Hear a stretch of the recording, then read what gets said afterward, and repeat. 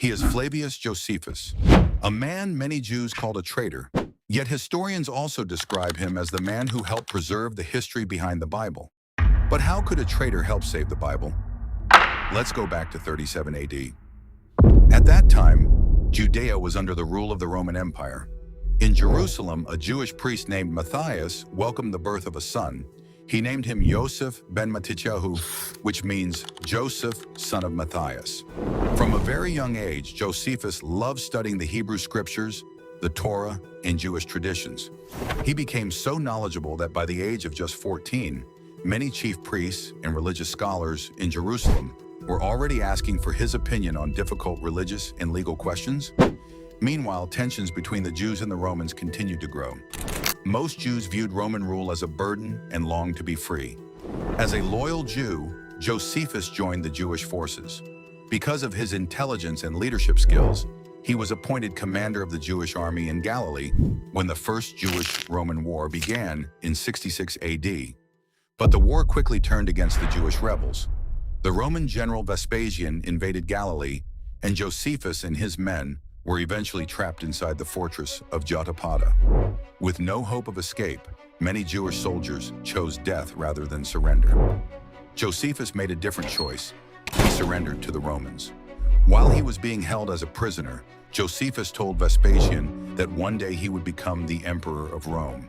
At the time, it sounded impossible. But just 2 years later, the prophecy came true. Vespasian became the Roman emperor. Impressed by Josephus's prediction, Vespasian granted him his freedom. Josephus then took the Roman family name Flavius, becoming known as Flavius Josephus. When news of this reached the Jewish people, many believed Josephus had betrayed his own nation by siding with Rome. From that day on, many Jews remembered him as a traitor. Around 70 AD, the Roman army attacked Jerusalem and destroyed the Second Temple. Many historians believe that Josephus was present with the Roman forces during the siege. He witnessed the destruction with his own eyes, making his account one of the most valuable eyewitness records of one of the most important events in Jewish history. After the fall of Jerusalem, Josephus went to Rome under the protection of Emperor Vespasian. Instead of returning to war, he dedicated the rest of his life to writing. Determined to preserve the history of his people, he carefully recorded the events he had witnessed firsthand. Around 75 AD, Josephus completed the Jewish War, a detailed history of the conflict between the Jews and the Roman Empire. Nearly 20 years later, around 93 to 94 AD, he finished Antiquities of the Jews, a monumental work that became one of the most important historical sources for understanding the world of the Bible and the time of Jesus. In this book, Josephus explained who the Jewish people were, their customs, traditions, beliefs, and history.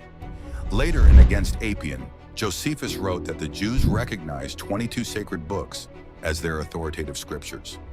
This follows the traditional Hebrew way of counting the books, which contains the same material that Christians later divided into the 39 books of the Old Testament. This statement is incredibly important because it shows which scriptures were already recognized as authoritative by the Jewish people in the first century. Because of Josephus's writings, historians today have an invaluable source for understanding first-century Judaism, the Roman Empire, and the historical background of the Bible. His works also contain references to Herod the Great, Pontius Pilate, John the Baptist, and Jesus of Nazareth, making them essential resources for biblical studies.